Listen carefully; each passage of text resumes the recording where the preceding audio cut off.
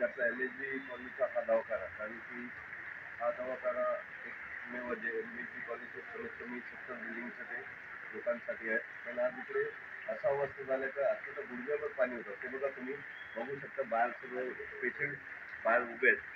ते आतमध्ये यायला त्यांना त्रास होतो. झालं तर पाणी कमी झालं, पण हा जिल्ह्यापर्यंत पाऊस होता. माझा महानगरपालिकेला निवेदन आहे तर लवकरात लवकर याचा हा पायाबंदी करून वरती करून याला पण बंदी करून जरा कोबा करून लादी टाकून जेणेकरून या दवाखान्यामध्ये कोणाला त्रास होऊ नये.